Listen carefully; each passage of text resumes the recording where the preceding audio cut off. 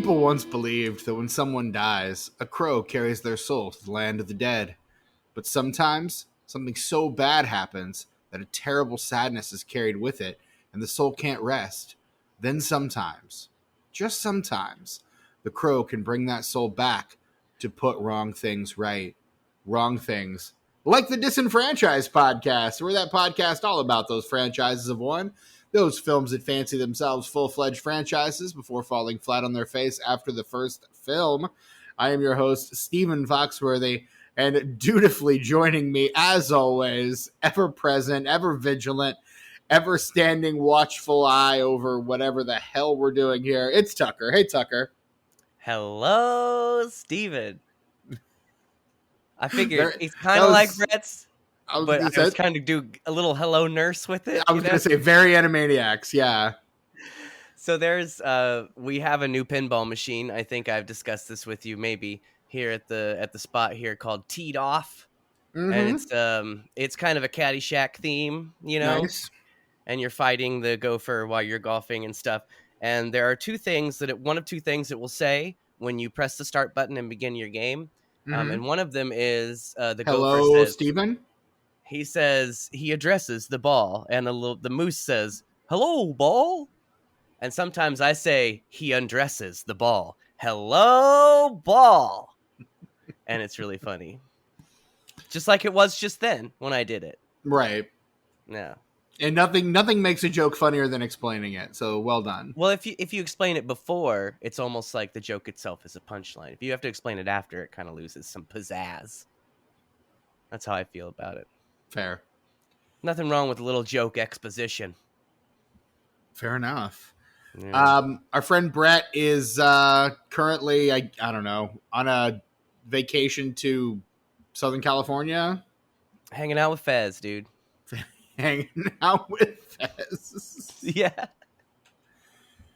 Oh, who based God on the help canon, him hanging out with Fez. Who based on the canon of that character would be probably in his 70s now. I feel like.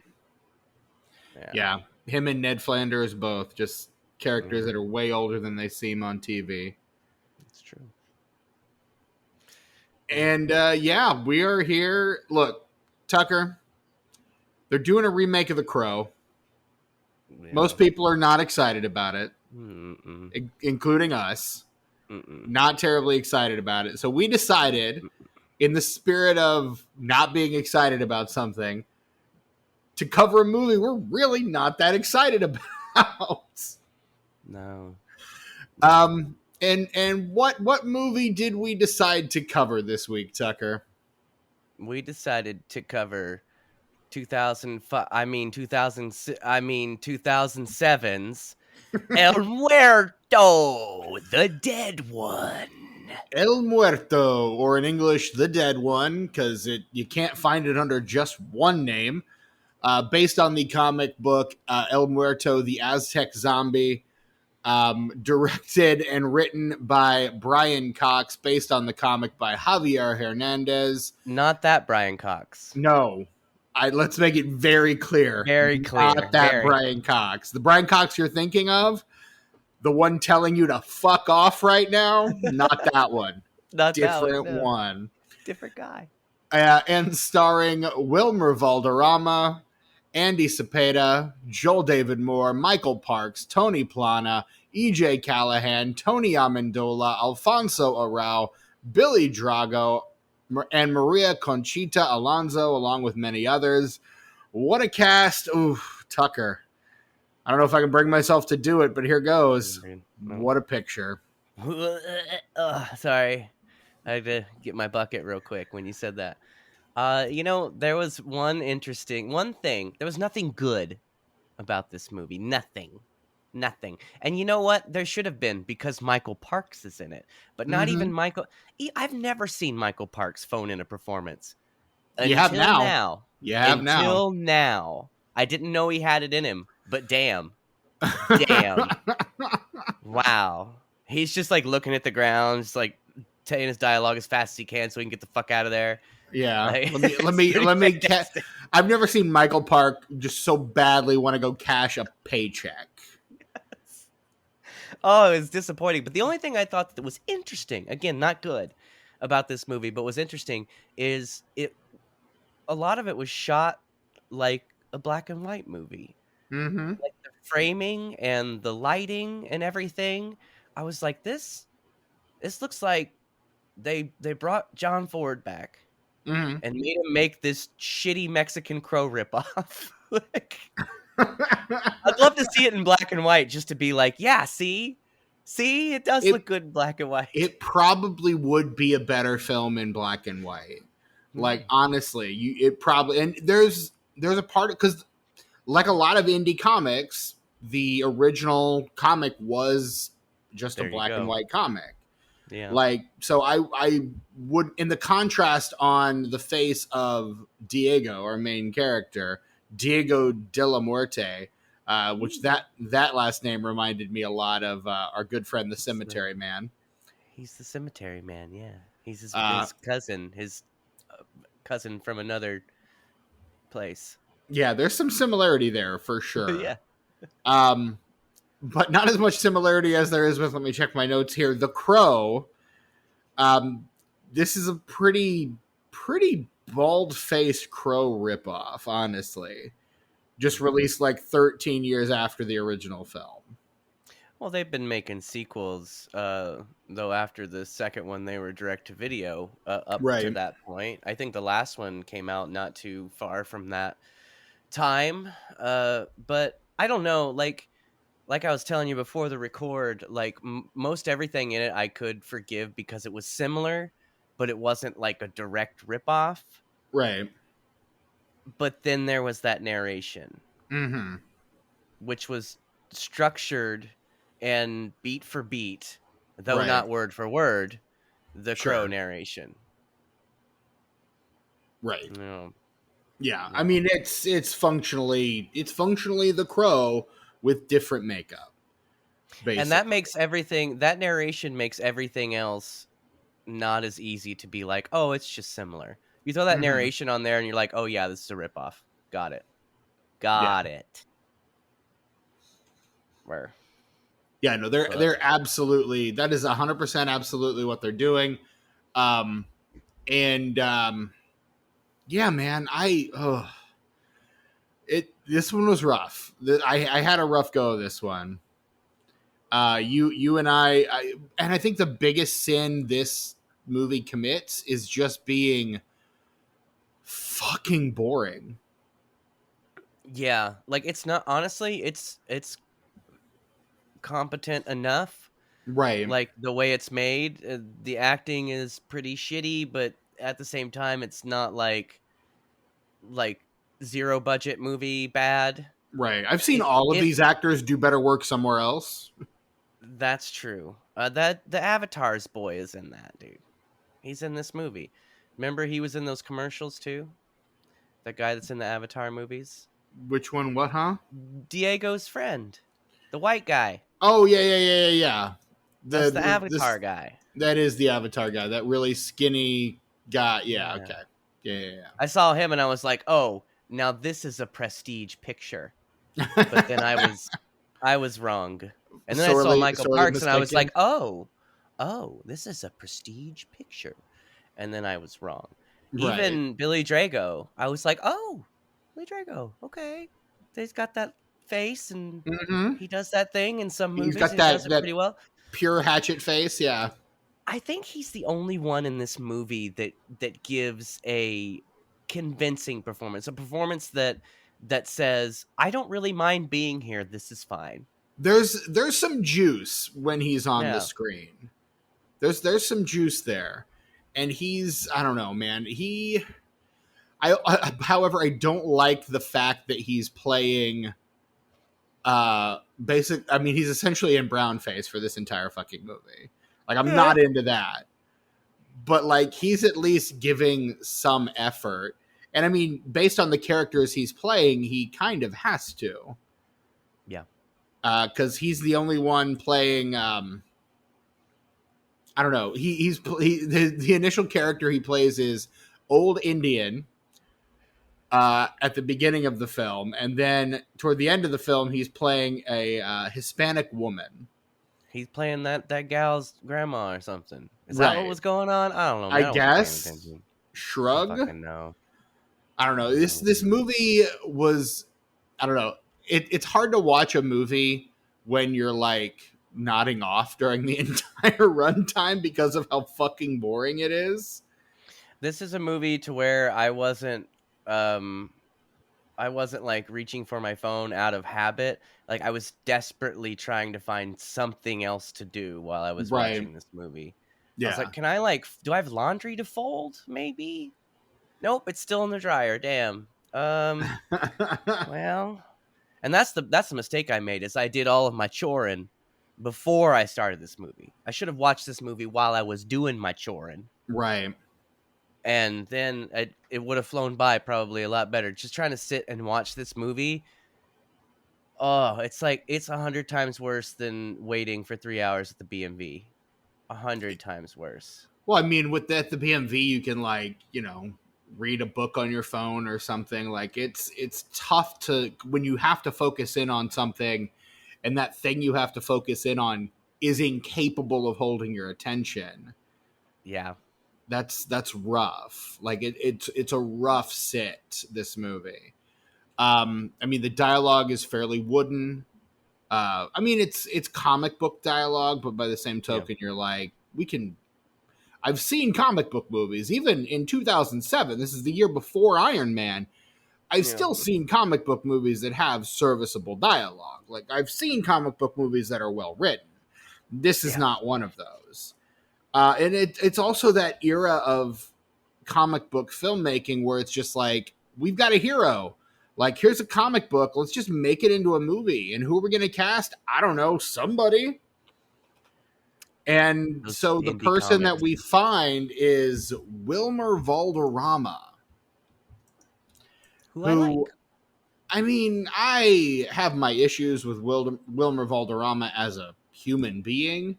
Oh, I don't know anything about him as a human being. Don't ruin it for me, Steven. Oh, okay. I feel like I should, because pretty much Topher Grace is the only person in that cast of that '70s show who's not just an awful person.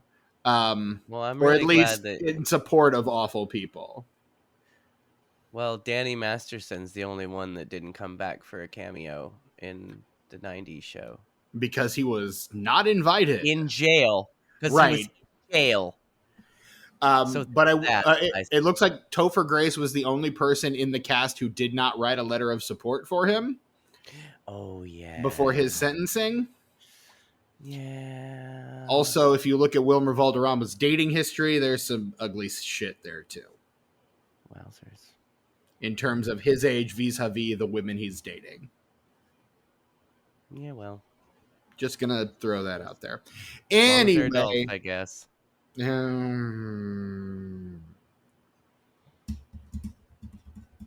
You said it, not me. I did. Consenting adults. Consenting adults. That's the line. And I have a feeling he's on the wrong side of it. I'm just, well, in that case.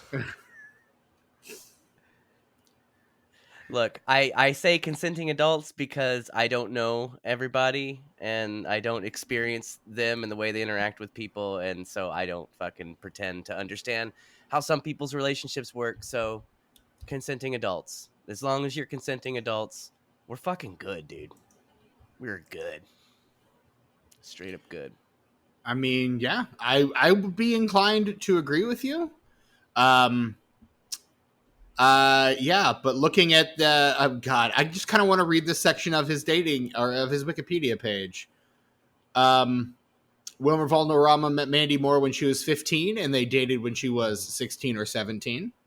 Valderrama, who is 4 years her senior.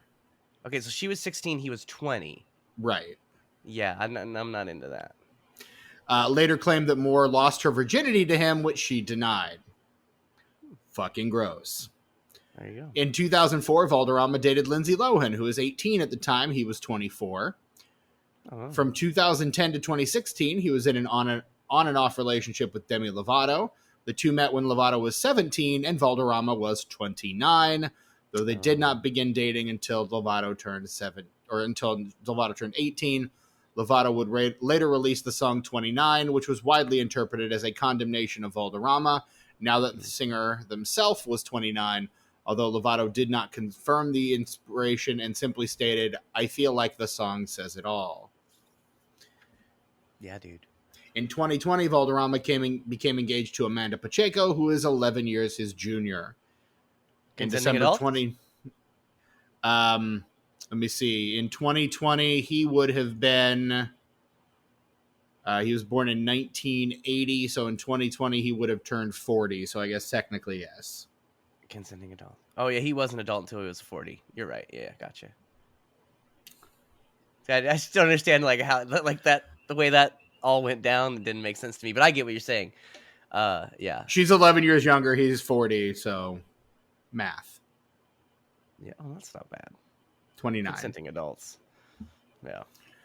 Hey, he's getting better. He's getting better. You know, that age gap is closing slowly.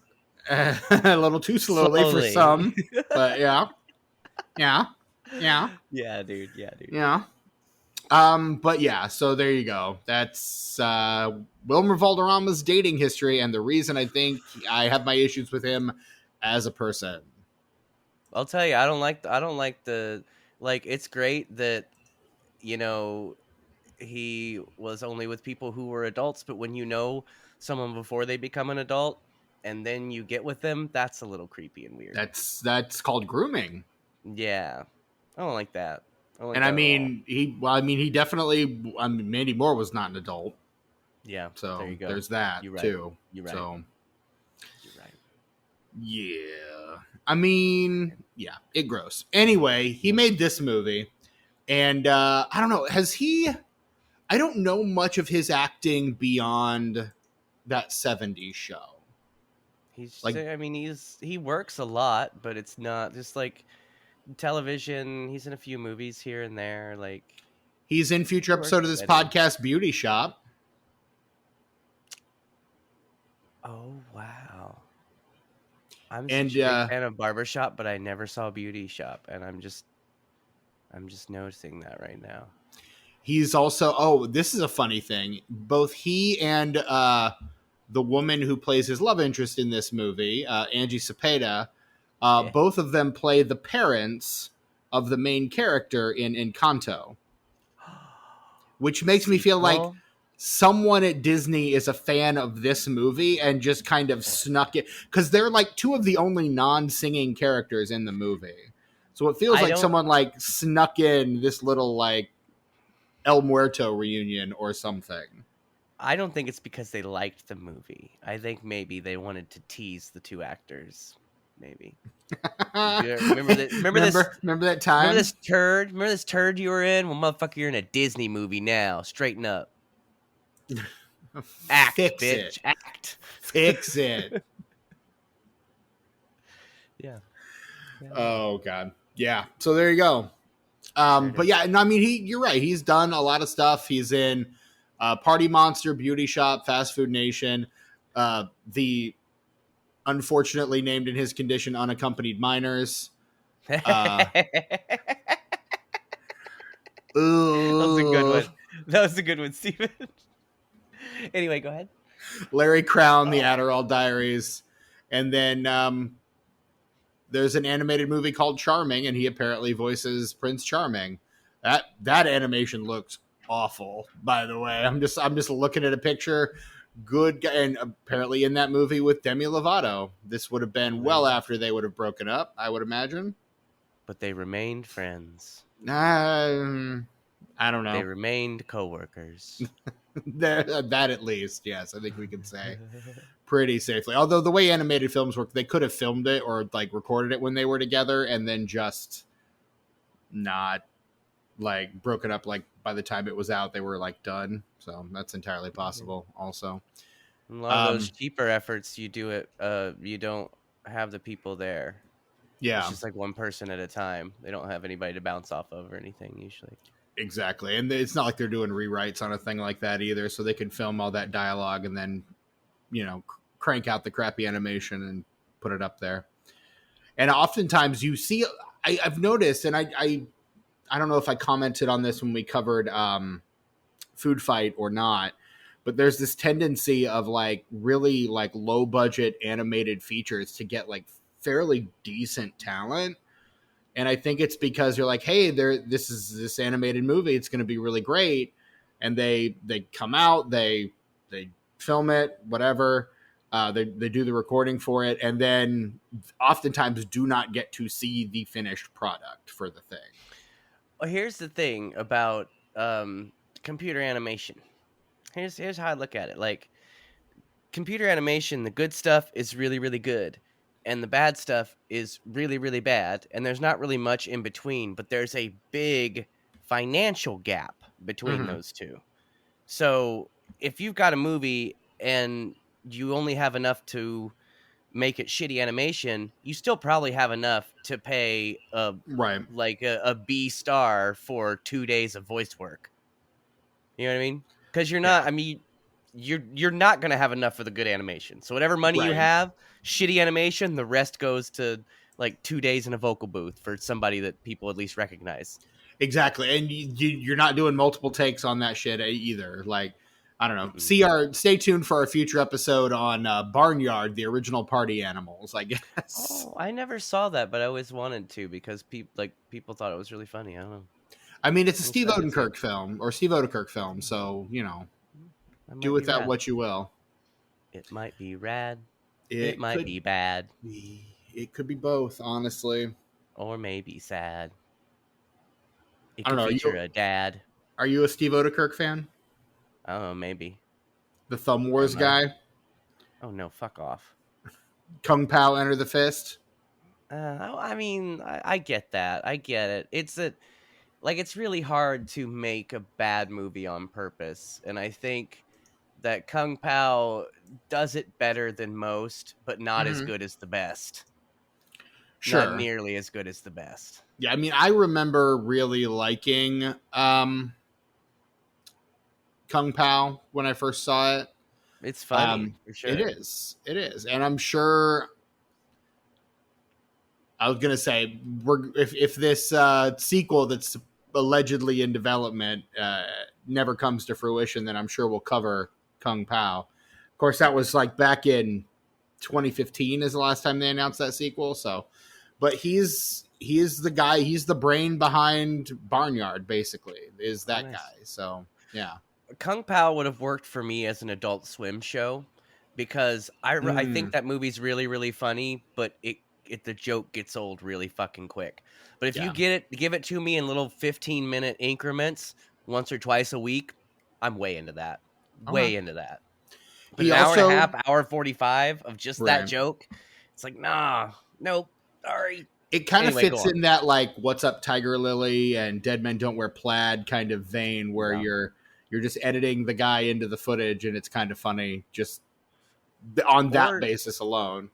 or even speaking of Adult Swim, something like C Lab 2020, where Yes, they took the old footage and recorded new ADR and made it a completely different show. right. Like amped up the absurdity to 11 and just Yeah. let it go. Yes. Steve Oedekerk also directed Ace Ventura: When Nature Calls The lesser of and the Ace Venturas. the Martin Short Tim Robbins comedy "Nothing to Lose." Did you say Martin Short? Because I it's Martin did. Martin Lawrence. Lawrence. I'm sorry. I was looking That's right at his wow. picture, I but was he's like, short. He's shorter than Tim Robbins on the he's short. poster. I'm looking at the And poster and I'm just like, Martin, he's short. Martin Short. I look, I just woke up from a nap. I'm very tired. that movie is very, very funny. And it has the gal who plays the main character in the Coen Brothers Lady Killer. She's in it. You love And that movie. I love that lady actor too. She's fantastic, and she gets to smack people around in this movie too. That's like kind of her thing. Is she's a sweet old lady, but if you give her some shit, she can smack you around a bit. She smacks That Marlon is Wayans around a bit Irma in P. Lady Hall. Killers. Yeah, she's Yes. great. Irma P. It was Hall. weird because you know how sometimes two movies that are very similar will come out at the same time. You had Nothing to Lose, which was the Tim Robbins and Martin Short. And then you had Lawrence, the you did it too. You just I did it did. too. You did it to me. You made me do it. Martin No, Lawrence. no, dude. And then you had Money Talks with Charlie Sheen and Chris Tucker. Chris Tucker. Yeah. And I loved both of those movies. Though I think the Tim Robbins and Martin Lawrence one is better. Yeah. All right. I got a soft spot Directed for Martin by Lawrence though. directed by Steve Oedekerk, the man who gave us Kung Pao and what was the other, Barnyard, the original Party Animals, which Yeah. is how we got on this topic to begin with. I love that we're able to Yeah. incorporate a Steve Oedekerk deep dive into our discussion of the Dead One, mainly because I don't know what else we can talk about with this movie. We can Like talk about we're how not even a rad. half hour into this episode yet, and I am concerned for the future of this episode. Well, Steven, we haven't talked yet about our histories with this movie. Oh, you're right, Tucker. We haven't. Yeah. What's your history with El Muerto? Well, Steven, it was just a couple weeks ago when you mentioned to me that you wanted to do this movie for the podcast. And I was like, that looks awful, whatever. And then today I watched it and it sucked. You? Yeah. Honestly, not too dissimilar, really. I was looking at, just for my own edification, a list of comic book films that had been made during that, glut of the early 2000s where we got a shit ton of these things. And I stumbled on this movie, which I had never heard of. And I was like, Wilmer Valderrama's a superhero. That sounds abysmal. And then I realized it was like reading the premise. I'm like, oh, this is just a ripoff of The Crow. I was just looking for something that we could slate in to discuss when The Crow reboot comes out. So I love when it why all comes not? together like that. Sometimes it works really well. And then sometimes it seems like it works really well. And what you get is the Dead One. Oh, yeah. Hey, you know what there is to talk about this also is how there's apparently 2 different versions. This is a thing that here's the thing. There is no information about this movie or its source material on the internet, like, at all. And I've looked.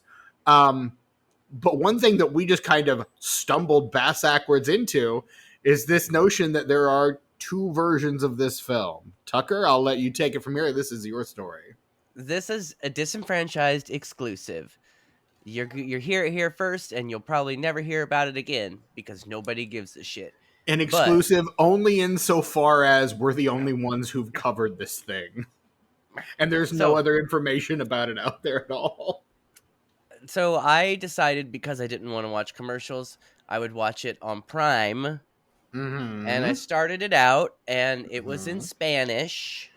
Que bueno. Which was like, that makes sense because, it's kind of a Spanish movie, sort of, Not Spanish like Spain, but like Mexican, South America, that kind of Spanish. Sure. I'm sure there's a better word for that, but... there is, undoubtedly. You know what I mean.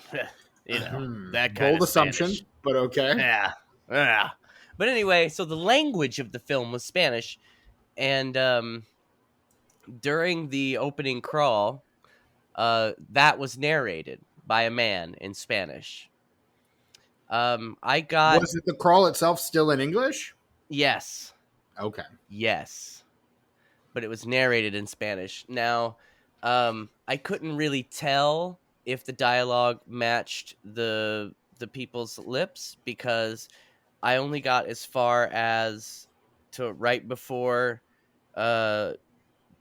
the guy that Drago was playing like cuts his hand and they do the whole thing. Mm-hmm. And that scene was a lot longer in the other version I was watching because when I switched over to Tubi, that just like that, it was over. There was so much dialogue. I was trying to pay attention to it though, but the subtitles, the English subtitles to the Spanish dub of this movie are about 30 seconds ahead of the film itself. Oh no.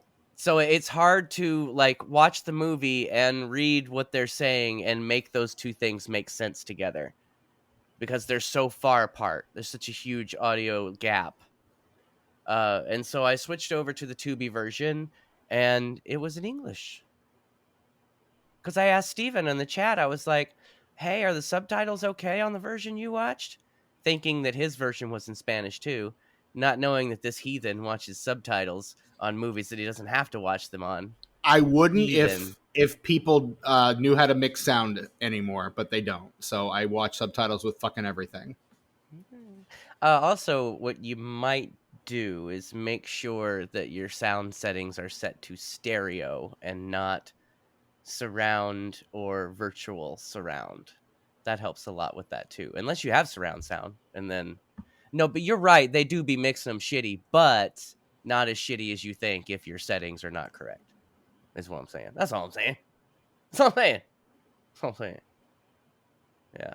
No, I had the subtitles on for a bit on the English version, but then I decided I didn't care, and the subtitles, I had to read them, and I didn't want to have to read them, so I turned the subtitles off. Fair enough. Yeah.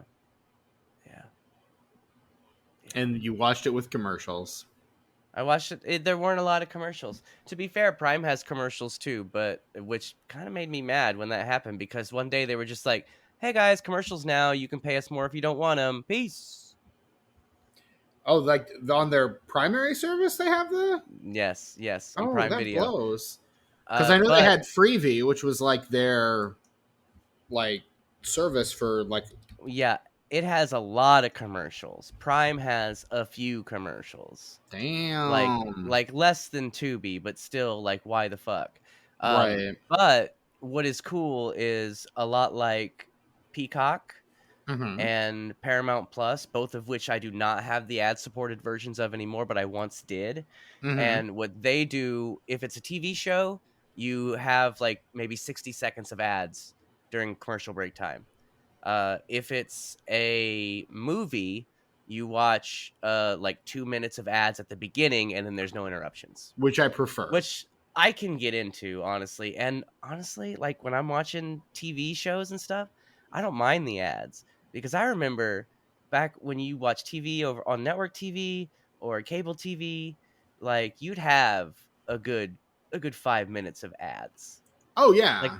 that's why your Across half a hour 20. sitcoms Right. are 20 Exactly. minutes because you got 2 5-minute ad blocks. Nowadays, but even Tubi, it's like 60 seconds. And people bitch and like you've never had it so good, motherfucker. People do be bitching though. There was Like one come on. ad break that was at least a good 90 seconds, which again, compared to what we had, like Yeah. luxury. And actually I sometimes I yearn for the longer ad breaks cuz I'm like, can I fit a piss in right now? No, you can't. Can I go get a snack or should I wait till it comes back from the ad break and I can pause it and go do it? Right. You have to pause in the middle of an ad break to go do the shit Ah. you do and then come back to the ad break. Yeah. Give me more ads so I can pee. And This is maybe all make we're a asking sandwich or for. something. Right. This is all we want. An excuse to, run to the fridge to pick up, a snack or something. Yeah. Macaroni salad, who knows? Who fucking knows? Maybe a boiled egg Or two. or two. Maybe two. If you're the It's kind of person that just keeps boiled eggs in your fridge. it's a superfood. It's eggs and spinach. That's all There you you need. go. That's apparently that's Tucker's diet, and do not let me stand downwind of you, sir. Eggs and spinach and bananas. Oh God, yeah, do not let me stand downwind of you. Holy shit, I that like sounds awful. I like broccoli too. Which is just as bad, if not worse. You know what though? Based on this line of foods that I like that make people particularly gassy, I'm not too fond of beans. I, Interesting. I like some beans, but not many. Which for a vegetarian, golly, Yeah, that's that's rough. tough. That's rough. That's real tough, man. If you're not a bean man, got to be a potato man. I'm a potato man. I like potatoes. I do Of too. course, I I also don't like. I don't have a problem with beans. I used to make dried beans constantly. I've kind of gotten out of the habit. Oh, Probably should get gross. back into it. Probably. For health. But yeah. Yeah. Yeah, see? Yeah. Yeah, sure. Yeah. Yeah. Yeah, man. I don't know. I'm just adding this line of thinking to the show notes. Oh, cool. Is that how you do that? Yeah. And make And them when I so like forget, I just don't really show just don't do notes. them. I just Yeah, don't just do don't do them at them all. at At all. all. Like at all at all. I mean, the numbers don't suffer, No. but I But do be including the socials though. And which I do appreciate. Yeah, dude. Yeah, dude. Yeah. We gonna have some show notes this week, though. Get ready. Yeah, because If you haven't, we've already talked about Steve Oedekerk, and we've talked about ads on Tubi. We be talking about shit today. and you know what? If you're listening to this and you haven't read the show notes yet, go read them right now. Because I do put some effort into them. I won't say that it's a lot, but When he do them, when he do like, them though, when he do them though, they are good when he do correct. them. Which is more than I can say for myself. My show notes suck. But luckily, I haven't had to do any for a while because I haven't released any What Are We Watching to the Patreon in a really long time. Yeah, we've still got how many episodes like backlogged of that show? 2 or 3, and my list is so huge that we're gonna have to do like a big like barn buster, like episode. A 5-parter or something. Yeah, I've been to the theater twice since the last What Are We Watching? Like, and there's so much good stuff I want to talk about too. Same. Golly, like this is. I saw a film in the theaters like yesterday that I would love to be able to talk about with you. I saw a couple in the theatres as well. I've been through 4 lunchtime shows since our last one. And that's one episode per day, if that. Sometimes like I have to do other things while I'm eating lunch. But I don't watch more than one episode. That's why it's my lunchtime show, not my lunchtime and then a little bit afterwards show. Sure. 30 minutes. 30 minutes. Yeah. I mean, yeah, dude. I finished whole seasons. Yeah. I believe it. Seasons of television. I mean, remember when we used to like, squeeze a What Are We Watching recording in right before the main episode because it would only take us like 45 minutes? Yes, and I can't wait to get back to that after the first week of October. But the way it is now, you motherfuckers are lucky this even comes out on a weekly basis. This is very true. So like, it's a blessing. If you're listening to this right now, you are blessed. The way life been going, oh boy. Well, and it's, I'm the guy who does all the stuff, most of the stuff. I'm not going to say all of it, but I do a lot of the back end stuff. Mm-hmm. And I'm so busy. Like between mid-June and mid-September. Yeah, your cat's got right. Did you hear that? Yeah, exactly. I'm that busy. Yeah. He's like, damn, is what he said. He couldn't believe how busy I was. Like, damn, Tucker, you busy. Yeah, he's apparently very hungry in this moment. So, oh damn. Yeah. Well, because you never feed him. You've never once fed him. Why would I? Exactly. Of course. Yeah. No, constantly. Your cat's in court. He has never once since I've lived in this residence fed me. Meow. I mean, it's not like he's really paying attention. He's his eyes on the prize, basically. So I don't think he's really paying attention to who's feeding him, so long as he's getting fed. Yeah, but that is how he do. Hey, Steven. Hey, Tucker. Do you think that we should do the plot in 60 seconds? We're 40 minutes into this episode. Now's as good a time as any. Let me one more thing to get out of the way so that we can wrap this sucker up. I mean, we're kind of there. I do want to talk about some of the supporting cast, but oh yeah, for sure. Yeah, so this is the plot in 60 seconds. This is the part of the show where we, your intrepid hosts, recount the plot of the film that we're watching. In this case, 2007's El Muerto in 60 seconds or less at the behest of the Coin of Justice. Got Lady Liberty on one side. You got the Gibraltar Shield on the other. That's tails. I'm going to flip it in the air. Tucker, you're going to call it, so call it. It heads. Please. It is heads, you motherfucker. No, that means I get to choose who does it. That's never how this has worked. And I choose me. Are you sure I can't do it, Steven? The Coin of Justice has mandated otherwise. Damn it. All right. Well, I'll tell you what the joke was going to be. You were going to tell me I had 60 seconds, and I was just going to go. for 60 seconds, pausing for the 30 and 10-second warnings. And then at the end, I was going to say, as the great Jeff Goldblum once said, that's, there it is. Well, there it is. There it is. Yeah. I mean, So have fun. probably as good as this film deserves. Go ahead and put 60 seconds on the clock for me if you would. Feel free to steal my idea, and I'll edit out my explanation of it if you'd like. I'm not gonna Damn. do that. I have too much respect for the integrity of this institution, and frankly, for the coin of justice. Yeah, well. I'm the coin of justice's father, so I fathered it. All right, you let me know when my time is. I'm ready when you're beginning. ready. Okay, so I'll just it's go. It's beginning then. when you talk. Yeah. No, I'm just kidding. A kid trying to cross the border from Mexico into California gets I don't know. He finds an old Indian dude, apparently old Native American, who cuts his hand and tries to do weird shit with him until he escapes and runs away. And then he grows up to be Wilmer Valderrama with a weird tattoo, who's obsessed with Aztec culture. And he's friends with the weird dude from Avatar, who's a comparative religion major, who's the guy who's our exposition machine for this entire movie, just explaining all the Aztec shit. Anyway, he dies and gets powers somehow and comes back a year later to take vengeance on the people that the family that killed the Aztecs and drove them out of, or wiped them all out. And then he decides that love is more important than vengeance.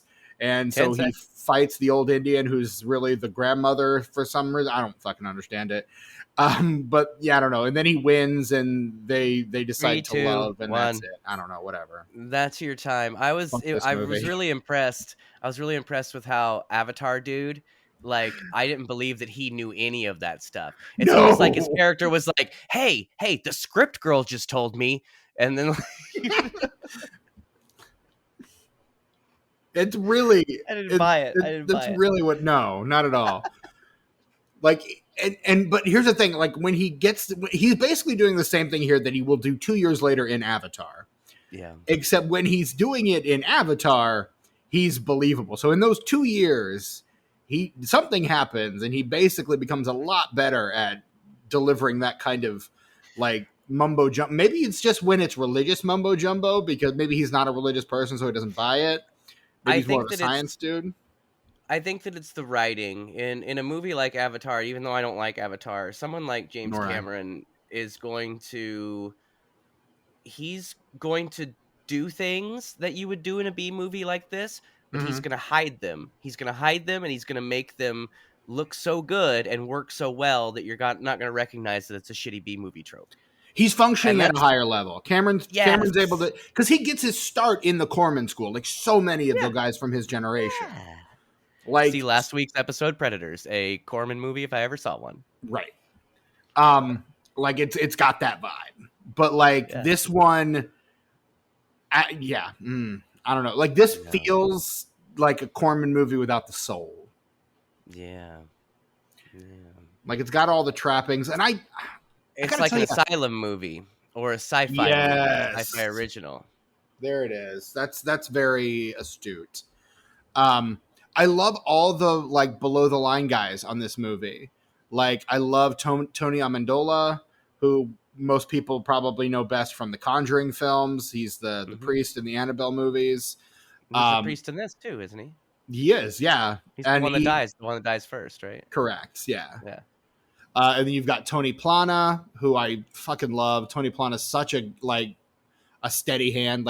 When he shows up, Cuban actor, whenever he shows up, I'm just all right, I'm in good hands. Tony Plana. Somebody's steering the ship. We're good. Exactly. And he's just one of those that guy actors who's done a little bit of everything. And I think most people probably know him best, at least most people of our generation, probably know him best as Jefe in The Three Amigos. Oh, yeah. Oh, yes. You have a plethora. Jefe, what is a plethora? Yeah. It's, I'd watch a movie about the making of that movie. Yeah.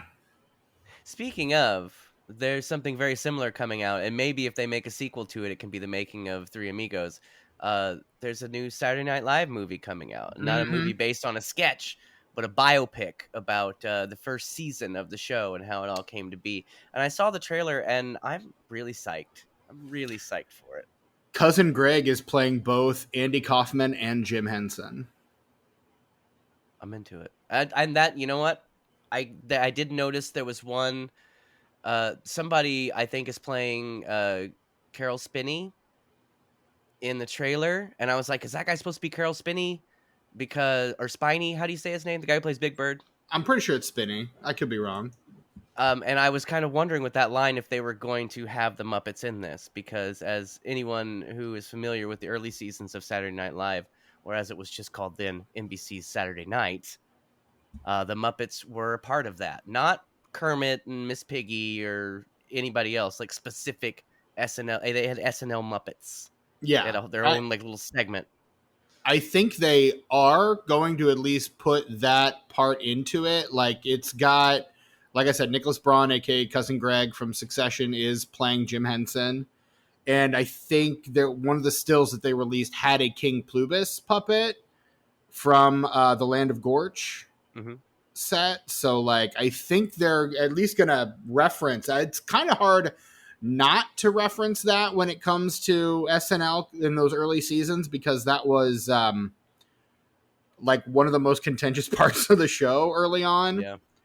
Is, I mean, was it Dick or someone famously like screamed, "I don't write for felt," and like everyone kind of hated that they were there because they had to like give up screen. It was Michael O'Donoghue who said that, and then they had to like give up their screen time for the Muppets basically, and they fucking hated it. They called them the mucking Fuppets.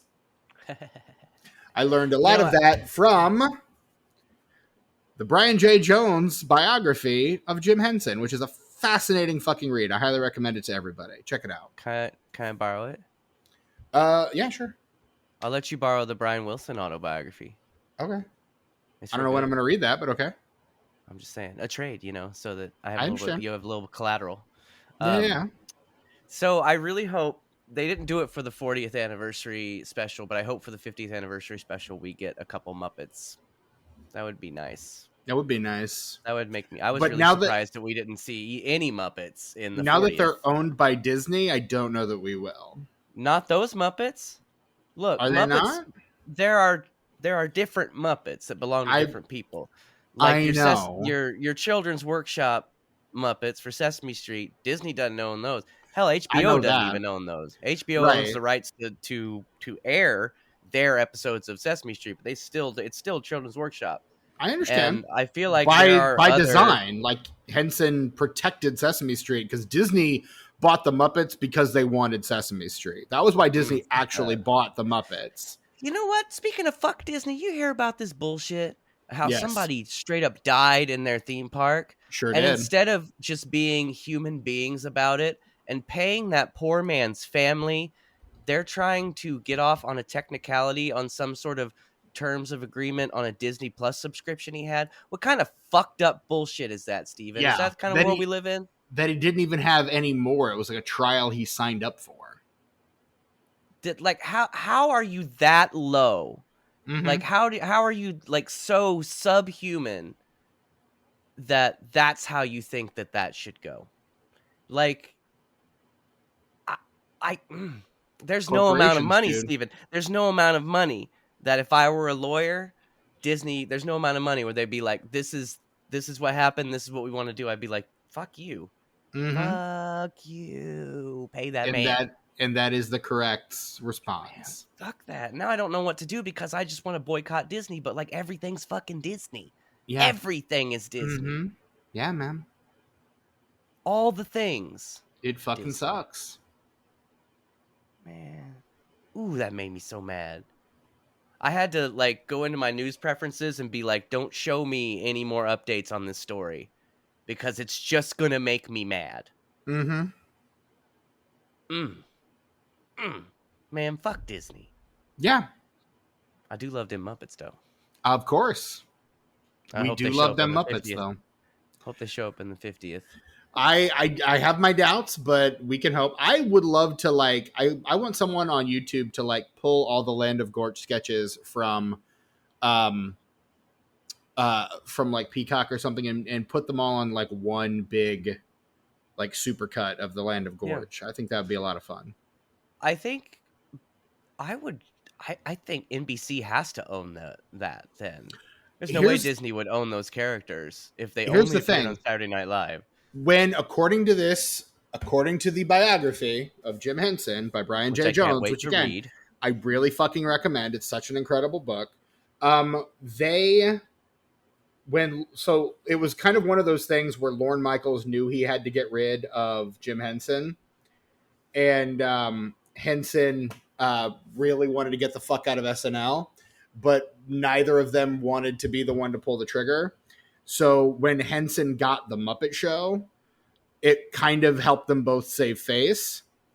So Henson was able to like piece the fuck out, and Michaels was able to be like, "Oh well, you know, you've got this thing. That's fine. You can go ahead and do that. That's yeah, of course, Jim. Of course, whatever you got to do." And basically, I think he gave like the characters and everything just to Henson. He's like, "This is your shit. You own this. We don't want it. Like, just go." Which might be why it doesn't show up in those SNL like history things, because Mm. they're owned by the Henson Corporation. And it was so they were on so it was like 2 seasons, if two maybe just 1 season they were on. I think it might have just been the first one. I could be wrong on that, but yeah, I think it might have just been the first one.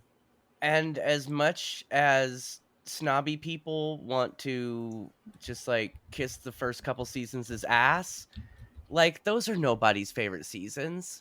Like Yeah, they're great and there's some great stuff, but that's a show that didn't even know what the fuck it was yet. correct. Like And those sketches go on like a little too long.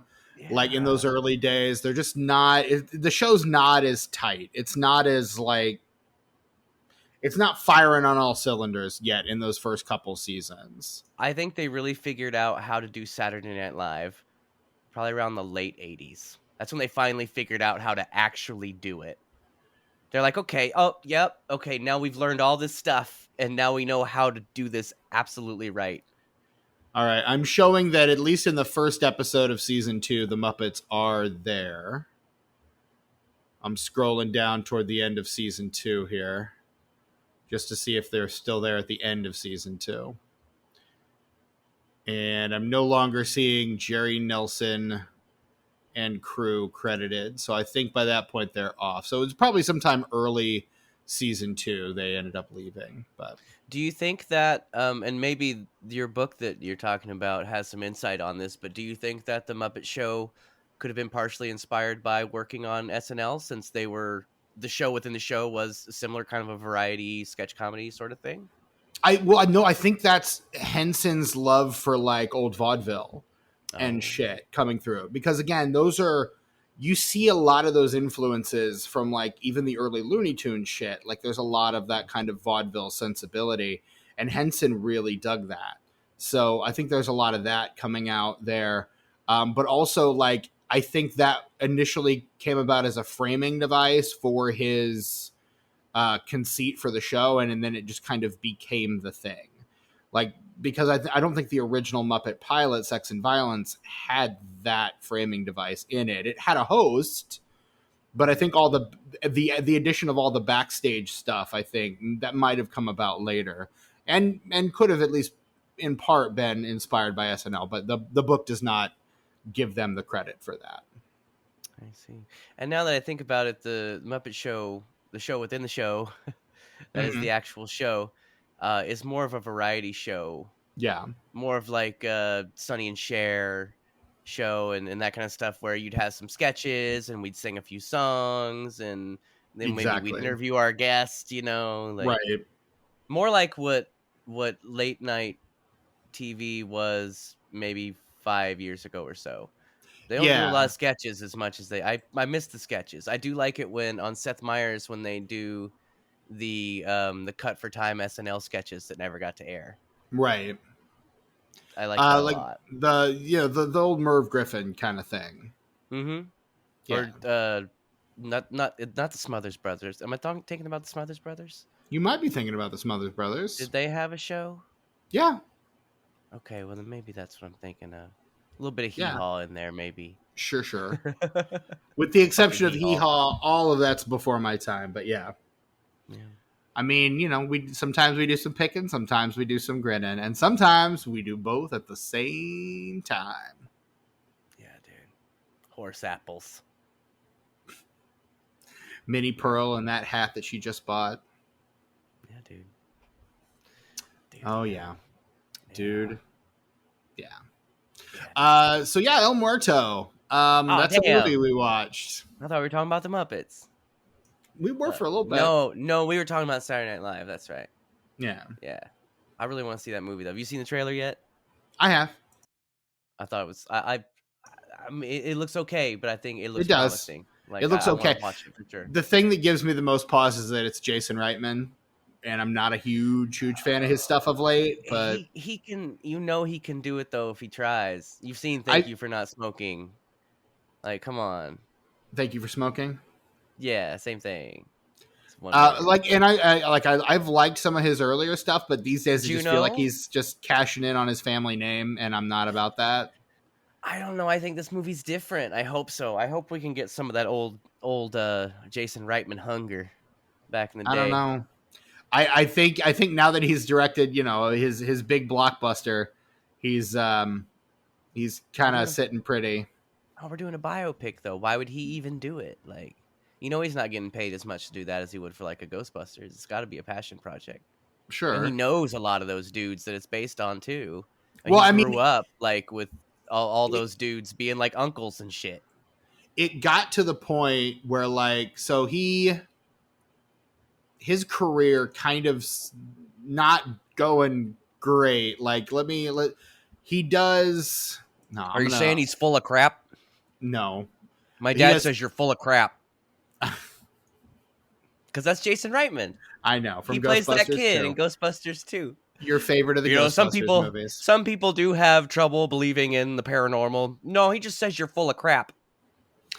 In 2005, he does Thank You for Smoking, and then he does Juno in 2007, Up in the Air in 2009, Young Adult in 2011. He's still on fairly good footing for me here. Yeah, agreed. And then it's after this that he loses me. Labor Day in 2013. I don't even know what the fuck that is. And then Men, Women, and Children the next year in 2014. He directs an episode of Roast Battle. I don't know what that Comedy is either. Central. I can guess what it's about based on the title. I've just never heard of it. Yeah. 6 episodes of something called Casual. Then he comes back and does Tully in 2018 and The Front Runner in 2018.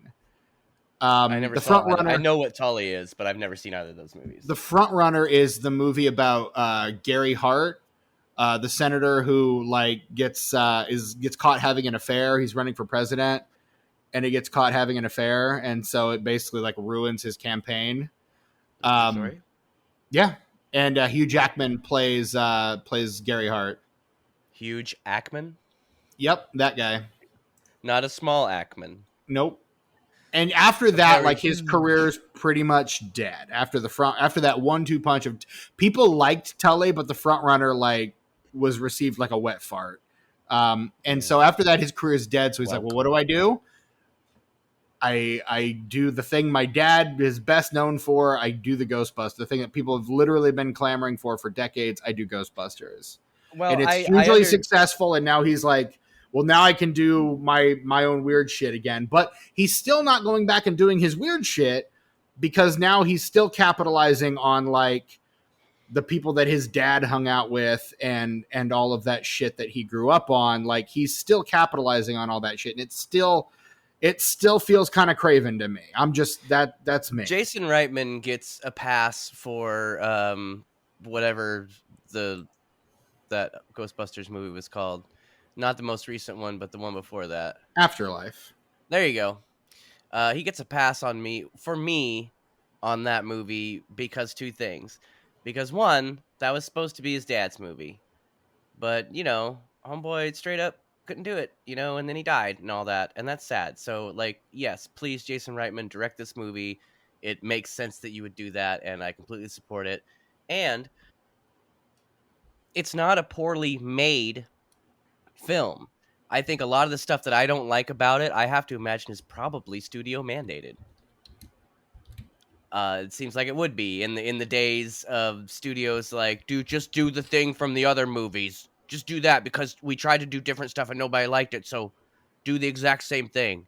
I can't imagine Jason Reitman went into that being like, okay, we're gonna put as much fan service as possible into this and as many callbacks to the original as I possibly can.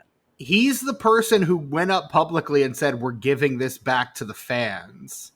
Cool, So but I I have to imagine a lot of that was studio mandated, though. no, I I don't have a know though. feeling that's not. See, your my read on that is the complete opposite, which is probably why I'm less likely to give him a pass for that. But that's me. It's really a good thing Brett's not here because Brett would be so pissed at us both right now. Nah, dude. Nah, dude. Nah. But yeah. But also nah. Yeah, no, Brett would be so pissed right now. What'd you think of that most recent Ghostbusters there, Steven? Never saw it. Really? I heard it was better than Afterlife, but I never saw it. Uh it's really fun.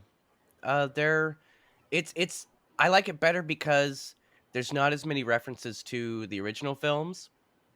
And instead, like a good sequel should, there are references to the previous film, but not a lot, and they don't beat you over the head with it as much as Afterlife. I still have a lot of issues with Frozen Empire, but overall, it was a fun ride. And I still have yet to see a Ghostbusters movie that does not feel like a Ghostbusters movie. I think my least favorite was probably Afterlife of all the Same, Ghostbusters movie, same. but every single one of them still feels like a Ghostbusters movie, so I'm okay with it. Once if they ever lose that feeling, I'm out. Even the girl remake, it felt like a Ghostbusters movie. That's why I've always kind of championed it. Yeah, Um, I mean, I certainly like it more than Brett does, but Brett seemed to come down on the it's fine camp the last time we discussed it. So the thing with the most recent two is I like the bones of the most recent two movies. It's just the skin of it. The all the fucking forced fan service down my throat. Like I already saw that movie. Give me something subtle but new. Something new that is a subtle reference that I will get because I'm a fan. yeah, I don't need you to beat me over the head with like a turkey leg of fan service. and I mean that's the Marvel method. Like that's just how we make movies now is by referencing other shit. Like, oh, you think this is good? Get excited for the next one because in the next one, blah, blah, blah, blah. Like that's Yeah. just how movies are made. And oh, look at all this shit we snuck into the background. Like more, Yeah. I think Reitman said there were like more Easter eggs like in Egon's house per capita than the rest of the movie combined. And you know he had control over that. You know that shit's not studio mandated. I suppose you're right. He's the director. He's the one that decided to give the fucking proton pack a fucking hero shot. So Yeah, well.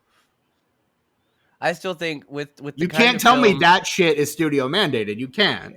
No, I've just conceded and said that I agree with you, and I would like to move on to say that I think that the type of film that this new SNL movie is shaping up to be seems more like something that he excels at that I will appreciate.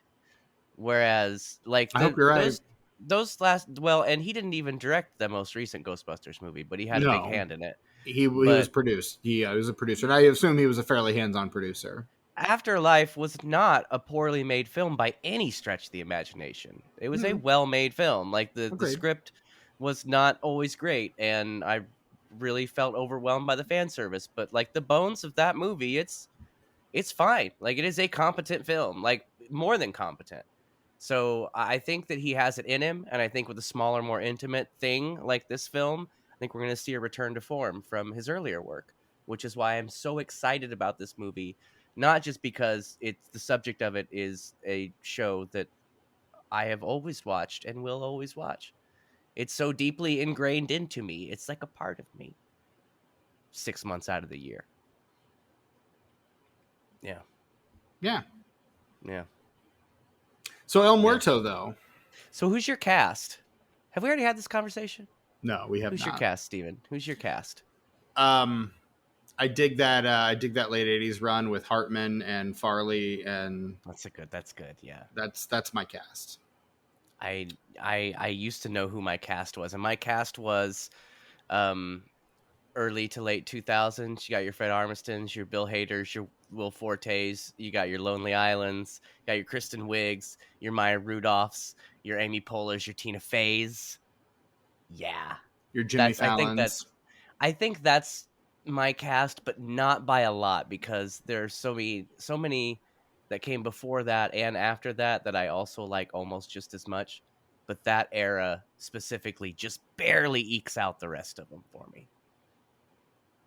Chris Kattan's. You got your Chris Kattan's and your Will Ferrells and a little bit of it, you know? No There's the thanks. crossover. There's some crossover at the beginning and the end. You got your Kyle Mooney's in there at some the point. the late '90s, early aughts with like Farrell and Shannon and O'Terry and Catan. That's like one of my least favorite eras. Though I said I've gone back and Really? revisited some of those, and I just don't get it. I think my second fave would probably be the most recent cast before this one. Where you had your Cecily Strongs and your Kate McKinnons and your Melissa Villasenors and your Kyle Mooney's and your Jay Katie Bryant. Farrows and your Seshir Zamedas, hometown girl BT Dubs. Mm, Yeah, I really liked that cast too. And I think when Cecily and Caitlin and Kyle Mooney finally left, that sort of marked the end of yeah, that era. And now we're kind of into there's always crossover, but I feel like we're right. really into this new era proper. And it's got a bit of a rocky start, but I'm still digging it. I'm never gonna stop watching it. I support all of these people. I want them to have great careers and stuff. I like SNL because it means a lot of things to a lot of people, and it's a really cool and unique sort of thing. And El Muerto fucking sucks.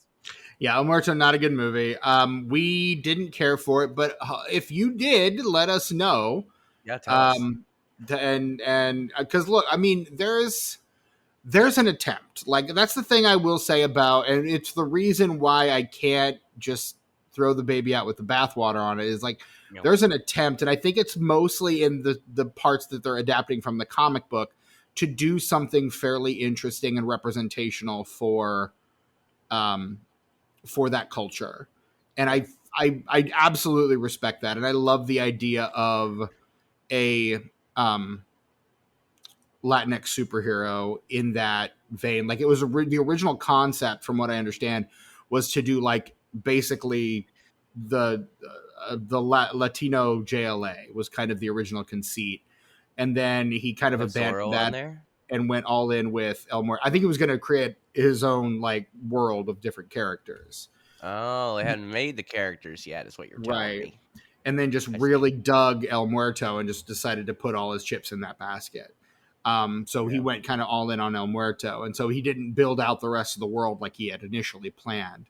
The creator, by the way, plays the guy in the cemetery dressed as a skeleton that Wilmer Valderrama meets Yeah. and points him in the direction of the winning altar, which is, of course, the altar with his face on it. That's the guy. And Day of the Dead has always been a kind of a holiday that fascinates me to no end. Like I think it's a really cool holiday, and I wish this movie got into it a little more. And my favorite Romero film. Yes, it's true. You do Also, love that one. how much time we got for tangents, Steven?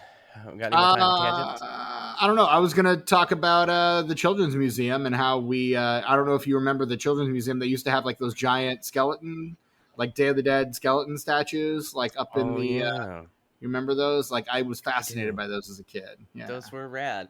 I remember in school we would make the sugar skulls. Oh, right on.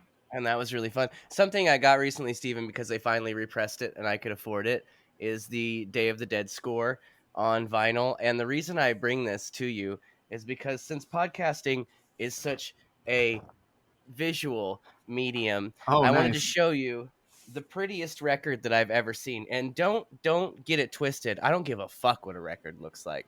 As long as it plays and sounds good, we're Mm-hmm. good. Mm-hmm. Like records that are different colors and stuff and different designs. That's just added bonus. But this is the prettiest record Oh, that's I've really ever cool. seen in my life. It's It's like, somehow colored and transparent. yeah, it's Look at got like that. what looks like blood spatter on it. Yeah, it looks like bloody puke, Yeah, but like in a really pretty way. Like I've like in never I an artistic way. like I gasped when I saw this because I've never seen a record so pretty.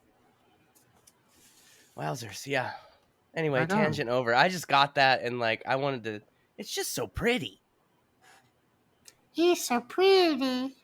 and it comes with the liner notes are put together like the The dead newspaper from the walk. beginning. Yeah, Yeah, yeah. With the blood yeah. smear on the top. That's love that. And not to brag or anything, but I've met John Harrison, the guy who composed this. I have met him, Of course you have. and he's a solid fucking dude. I've met most of the people involved with Day of the Dead. Actually, the only person I haven't met that I wanted to meet involved with Day of the Dead is Howard Sherman or Sherman Howard, whoever Hmm. he wants to be that day. Um, who plays Bub in the Right. movie, and and obviously Richard Liberty because he died before like I could even care about horror movies. Correct. But yeah, I always wished I'd met Richard Sherman. I did get to meet Laurie Cardell though, and I did give her a big old hug, and I almost cried. I don't fanboy out because I'm not that kind of person, No, you're not. but Laurie Cardell as Sarah in that movie, oh man, like a large part of my life was spent watching that movie, formative years of my life. And the character means something to me, and I wanted to let her know. Right on. Yeah, You've met Grandpa George? from Gremlins 2. What? Who are you talking about? Grandpa George? No, What? George Romero. Grandpa George. Oh yeah, I met George Romero. I Okay. sure Right did on. in 2010. Yeah, Seems like a nice dude. he was very hospitable. He was very accommodating with the limited amount of time we had with him because his line, of course, was the longest. Of course. Uh, but that meant there weren't as many people at other booths, so I got to talk to everybody else involved in Day of the Dead, like for a really long time. I got to Right. talk to the guy who plays John, and I got to actually talk to John Amplis, who is in Day of the Dead, who's also in one of my other favorite Romero films, Martin. Love me some John Amplis. Give me some John Amplis all day long. He was really nice, and I met John Harrison, the composer. There was somebody else that I can't think of, but yeah. But then I met Lori and Miguel at a different convention, so that one was kind of separate from the other experience. And the guy who plays John isn't even Jamaican; he's American. He's just doing a Jamaican accent. Acting. Aha. You do this when you act, right? That's what whenever I act, I just do this, and that means I'm acting, You're right? doing the Bill and Ted hand on the heart, arm out thing. It could be Be interpreted that excellent way. to each other. I totally believe you, dude. You do love that line delivery. That's my favorite. I don't know what the fuck else do we have to say about about El Nothing. Muerto. Did it do any box office? No. What's our socials? Oh fuck no! Because here's the thing: it didn't have a theatrical release, but it did have a limited festival run, It had a including premiere too, right? it did. It had a Los Angeles premiere and it had a festival premiere. It actually won the best feature film award at the Whittier Film Festival, the first annual Whittier Film Festival in 2008. Well, Um, I wonder what the other movies were. Damn. I wonder if that's related to Whittier Entertainment, which is the company that makes the VHS copies of newer movies that I buy, could like the be. Slumber House Party Massacre remake, which I saw you sneak that on the schedule, Steven. I'm so excited. I didn't really sneak it on the schedule so much You as one of our snuck it. guests like demanded that she be on for that, and so we Who put it is on it? the schedule for her. Who is it? Who is it? You saw it on the schedule, but you didn't see who the guest was? No, because it didn't go. It no. Who was? Is it who I think it is? It's who I think Yeah, it is, right? it's exactly who Yes. you think it is. Because who the fuck else would it be? Who the Oh, and the fuck else would timing request too. that movie? Right. Finally gonna get it, man. Finally gonna get it. All right. I don't want to be vague anymore, so let's move on because I'm really And excited about. Yeah. so it Yeah. had its initial festival debut at the Latino Film Festival in San Diego, California on March 1st, 2007. Now the weekend box office for that weekend, opening number one at the box office, is that cinematic masterpiece known as Wild Hogs Oh yeah. with Martin Lawrence, the aforementioned Martin Lawrence, Tim Allen. The Um, impeccable Martin Lawrence. Yes. yes, the what's a William H Macy's in that one too. Yeah. I forget who the fourth guy is, but there's a fourth guy. Um, and then in second place, one of my favorite movies from an incredible director, my favorite movie of 2007, actually, David Fincher's Zodiac. We do love that movie around here, don't we? That movie fucking slaps. It's so Yeah. fucking good. In third place, Ghost Rider. Speaking of people brought back from the dead for vengeance, The original one or the second one? the Nicolas Cage first They one, both had Ghost Nicolas Rider. Cage in them. Okay, the first one. Gotcha. Yeah, They're just vastly different. Like I sure. kind of like them both too. Like the first one's like I has haven't like a seen either comic one. book charm to it. It's a little cheesy in a comic book way, and it works for me. It doesn't work for most people, but it works for me. And the second one is just so balls to the wall ridiculous in the way that it's shot. Like they're throwing cameras off of cliffs and shit. Like it looks like it's a shit movie, but damn, it's a wild ride, and it looks fantastic. All the camera work, and it's not like CGI assisted or anything. Like there's whipping cameras around and shit, going nuts. Sorry. Wild. Anyway, yeah, it is Um, wild. in fourth place, Bridge to Terabithia. Oh, the fuck that is. And in fifth place, the number 23. What if there was a number called 23? Wasn't that a biography of a baseball player? No, you're thinking of 42. The number 23 was that Jim Carrey, like, psychological Oh, where? thriller. Wait, I know who directed that. It wasn't Ron Howard, but almost. Um, Yeah, uh, it was Ron almost Ron Howard. Howard. No, almost Ron Howard. You're right. Fuck. Oh, damn. Is The it? highs are high, but actually the highs aren't that high, but the lows do get real, real low. It's not Barry Sonnenfeld. Nope. It's not. No, wait. Batman Forever. Yep. Joel Schumacher. Correct. Yes, I knew I'd get there. I knew it. I'd start at Ron Howard. You'll get there. Rounding out our top 10, in sixth place, Norbit. In seventh place, Music and Lyrics. In eighth place, Black Snake Moan, also opening this weekend. In ninth place, Reno 911 Miami. And in 10th place, Breach. What if there was a breach? What if something had breached? It did. Now, so that's its initial theatrical run. It also has a limit, or that's the beginning of its festival run. Its limited theatrical run begins a couple months later, mid-May, May 18th, 2007. And so we've got a completely different set of films here. In first place, opening new this week, Shrek the Third. Meh. The third Shrek movie. Yeah. And maybe the worst Shrek movie. I don't really like any of them, but fair. They're not good. They're not good movies. I get it. I get why people like them, but they're just not for me. Sure. Mostly it's nostalgia. In second place, Spider-Man 3. Remember that was the summer of the 3 threes. I saw that at the movie theater. It is same. It is before front row IMAX. Don't do that. Oh, don't do that. In the front row at IMAX. Oh, that's a bad move. That's a bad move. Because the whole time you're like, Tucker is simulating giving himself whiplash, gesturing wildly with my head from side to side, up and down. Wow. You're doing a lot of physical bits on this episode. Well.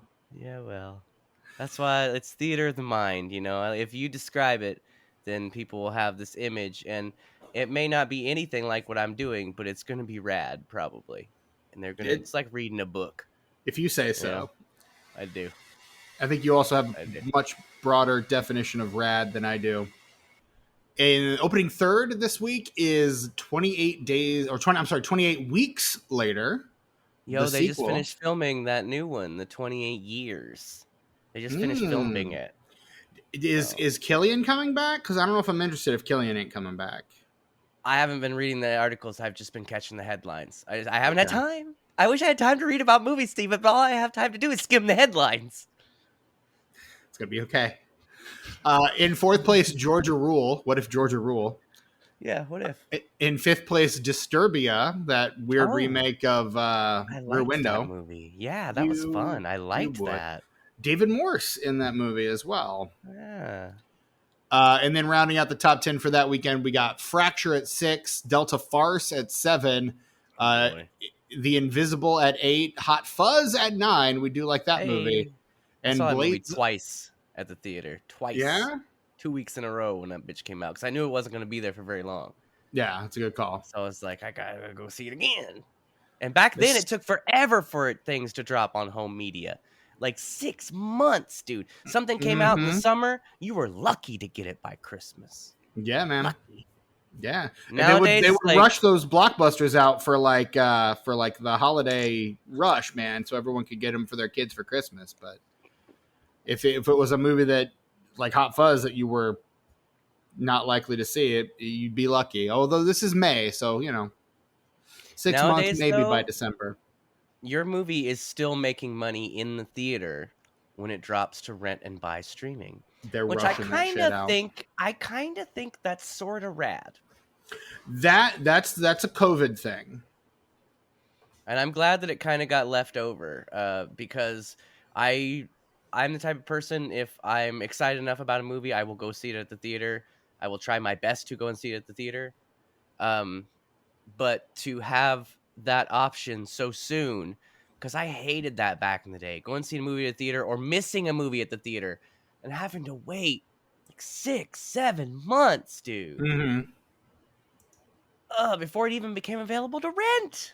Yeah, man. Like, what are you doing? What are you doing that whole time? It doesn't take that long to make a 4x3 pan and scan version.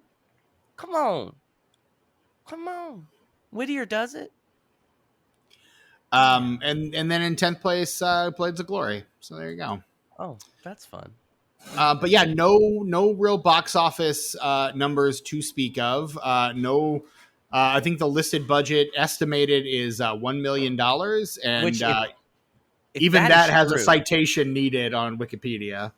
Because if that is true, this, despite how much I hate it, this looks great for $1 million. Yeah.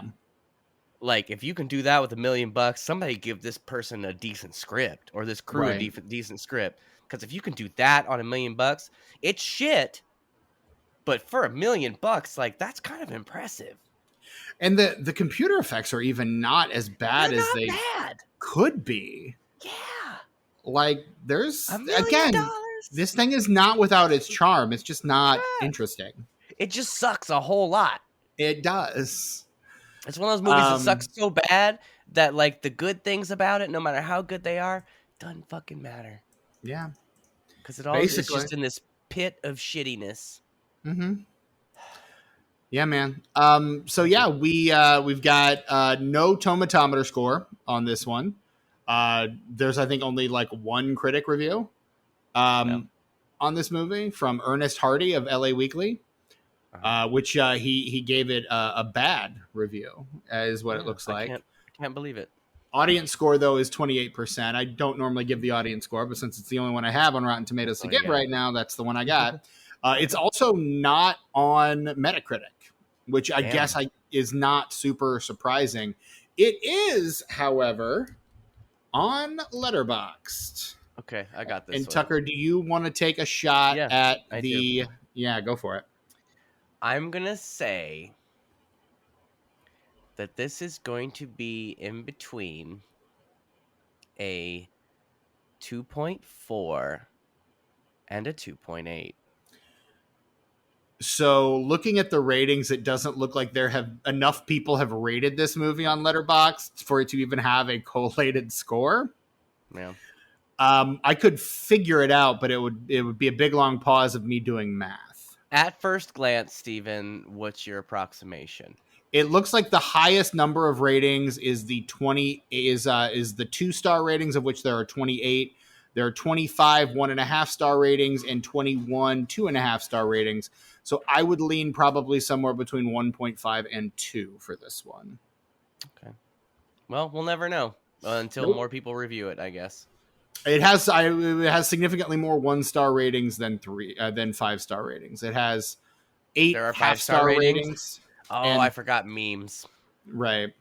Yeah. The only one that has a review written for it is in what looks to be Portuguese, and that is a language I do not speak. However, let me see if I can translate that real quick for. Oh, here we go. Yeah. Bad Bunny's performance was the best of the decade. Jonas Cuarón made movie. the most. Yeah, completely different movie. Different. So movie. yeah, there you go. Sure? Because are you sure it's the right one? Are they wrong or are we wrong? Oh, they're wrong. This is the Dead One 2007. So yes, they are in the wrong. Okay. But yeah, there you go. That is I don't know. How do you rate it, Tucker? Oh, I give it a star. Same. 1 star. Just a single star. Yeah. Again, like it sucks. It's bad, but it's not without its charm. And that charm is worth a star. I wouldn't say charm, more like there's a few times where it doesn't completely fucking suck. Just a few. Just 1 or 2. Yeah. But you do what you got to do. Yeah. And yeah, that's our episode on the Dead One, in which we barely talk about the Dead One. We filled the time, though. We sure did. We had some good tangents too, and I feel like we can control that a lot better now, because it used to be back in the day we just go on uncontrollable tangents on any episode, no matter what we were talking about. But now I think we're real good at focusing on stuff, which is why in episodes like this, you really know we don't want to talk about the movie, because we are intentionally going back to our wild ways, our wild tangent ways. You might say we're going straight to the Wild Wild West. No, that's Jim West. That's Jim West, right? Desperado. Yeah. No, you don't want not. Wilmer Valderrama described this movie as The Crow meets Desperado. Oh, what was the third? There was a third one in there too. Is The Crow meets Desperado From Dusk Till Dawn? No. What was it? No, it was only one Robert Rodriguez movie. Yeah. But he's like, oh yeah, there's a lot of Robert Rodriguez in this. And I'm like, is there though? Is there? No. Not enough. Michael Parks. Robert Rodriguez. He's in Robert Rodriguez. He plays a similar character in Robert Rodriguez movies. Yeah, Spawn. The Crow meets Desperado meets Spawn. Something I'd want to compare my movie to. Future episode of this podcast, Spawn. Spoilers, Spawn is better than this movie. Yes. But Spawn is not a good movie. No. There's a reason Spawn did not get a sequel. And I think we're going to try to hold out for when that Jamie Foxx Spawn comes out to cover the Michael J. White Spawn. The heart of Spawn, and the only reason that I keep watching it, and by keep watching it I mean about every 5 years I'll come back and watch it, is John Leguizamo. I believe it. I love him as the Violator. I believe it. Yeah, he's great. I just love John Leguizamo, especially that era when he was doing stuff like Tu Wong Fu and that movie, and fucking a little bit after that he was doing stuff like Land of the Dead, and yeah, I like John Leguizamo. And The Pest. No, nobody likes The Pest. Literally no one likes The Pest. Perfectly cast, yes. But is it a movie that needed to be made? No. I think we could probably say that for most movies, but yeah. Yeah. So hey, find us on socials. We're at DisenfranchPod on a few different forms of social media that I occasionally update when I get the time. You can shoot us an email, disenfranchpod@gmail.com. Check out our Patreon, patreon.com/disenfranchpod. Join the official conversation of the Disenfranchised podcast. Tucker at least will respond. I will try. Yeah, Tucker dude. do get real busy though, so maybe he do, maybe he don't. You don't know. But yeah, so at some point he's gonna drop those two most recent, and by most recent I mean I think we recorded those in June, episodes of What Are We Watching? I don't know what the chances are, but I am going to put that on my list of things to do tomorrow because I don't have a lot of days where I have time to complete tasks Sure. outside of nannying and working as a camp host. Uh, but tomorrow I will have some time to complete some tasks and run some errands, and I'm going to try and fit that in there. And I'm probably just going to release them not all as one file, but all at once. And then hopefully we can record another one soon, because that's the thing is like if we didn't have a backlog we could still be recording these because it doesn't take a lot to put them together, but the fact that I have a backlog just makes it that much more difficult that I It's like can't get it done. anxious avoidance kind of thing. Yeah. Yeah, Yeah. I know all about that. Know all like I got, about that. I got time for one, but I don't know if I have time for two. Well, just put That the kind one of out, deal. man. You don't have to release them all at the same time. Just put the one out. I want them both to come out at the same time, and I'm Well, gonna have the that show then notes. you're doing that to yourself then. I guess so. No one else is asking for that. You're the only one asking for that. Just Yeah, but I'll bet people would want them both at the same time. I'll bet. I don't know that they would. Hey, let us know in the show notes for in the over at patreon.com/disinfranchpod if you want Tucker to release both What Are We Watching at the same time, or if you just want one, and so just have him release them There as might he can. actually be three. I don't know. Okay. Yeah. Now that I think about it. Well, you would know better than I would. I have no clue. Yeah. So anyway, Yeah. check that out over there. And while you're on the internet, leave us a 5-star rating and review wherever you get your podcasts, especially if that's Apple Podcasts or Spotify, so we can find more listeners and stuff. I'm your host, Stephen Foxworthy. You can find me on some social medias at Chewy Walrus. You can buy my book, Check In, Check Out, at Amazon on either paperback or ebook. And Brett's not on social media, so don't try. Hey, Tucker, where are you at? I'm still on YouTube and Instagram at Ice909. That's ICENINE, the number 0, the number 9. Also, Tuck Mugs is still around. Tuck_mugs. I know it feels like I'm saying this a lot, but only because it's true, but I'm really, really busy. But I do have stuff for Tuck Mugs. I have literally had cut out that literally.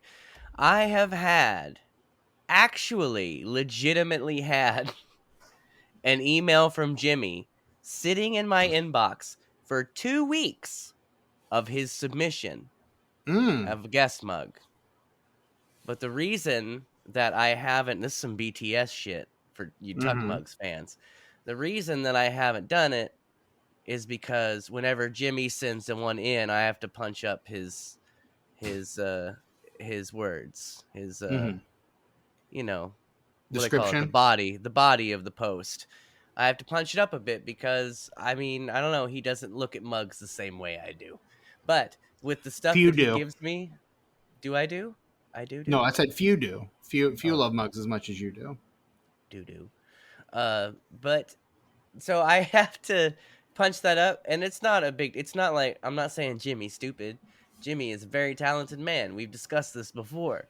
But there are Yes. some things that he's good at, and there's some things that I'm good at, and sometimes they're not the same things. Sometimes they are, but not this time. So when he sends one in, I gotta punch up his shit so that it's longer than like a sentence. But what's really cool is I know Jimmy so well that I can take that sentence and make a couple paragraphs and not just be like filling space. You know what I mean? Right. So I really want to get it done, and it's sitting in my inbox. I haven't put it in a folder anywhere because that's what I do when I want to forget about something I need to do. Just put it in one of my folders in my email. Sure. It's still sitting right there in my inbox. I mark it as unread. It's gonna happen. I'm getting there. You guys, look, August is almost over. After Labor Day or Memorial Day, what's the one in September? Labor Day. Labor Day. After Labor Day, I will have so much more time on my hands, and we'll get we'll get not only the What Are We Watchings and some Patreon crap out, like I'll get some Tuck mugs too, because I do have a few new mugs. I have my new Lincoln Square mug that Steven was there with me when I got it. That's true. Because when we attended the screening of Circle City Supernatural, it was in a theater that was attached to a Lincoln Square restaurant. And Literally so we right went in next door. there, and boy, it was good. And I had never been out with Steven like that before. And like he's a real charming guy. And I was like a side of Steven I hadn't seen before because he's always so mean to me. Like on the I'm just so podcast. cruel. No, he's not mean to me. God, I never let you do anything. No, I just never seen you really interact with wait staff before like that. And I was like, yeah, Steven's kind of a charming dude. I said, okay. Let's see. Yeah, We all have our things that we're good at. that's true. And like, I'm usually pretty charming with wait staff. I'm always really friendly and joke around and stuff, but I didn't even dare because Steven fucking had it. I was like, all right, I'm good. Like, wow, like anything I do is just gonna look stupid compared to what this man is doing. Damn. I was watching him like trying to get tips, writing shit down in my little notebook. Anyway, Tuck_mugs. Be there. Be there. Yeah. And that is our episode. That is episode 197 of the Disenfranchised podcast. I think so. I think we're coming in close on episode 200. Whatever will it be? We actually need to talk about that after this recording. So we're going to go do that. I know. I remember too. I'm letting you know we remember. You didn't think I dude, I got you. Anyway, this has been the Disenfranchised podcast. I have been your host, Stephen Foxworthy, for my co-host Tucker and the absent Brett Wright. Until next time, if the people we love are stolen from us, the way to have them live on is to never stop loving them. Buildings burn, people die, but real love is forever.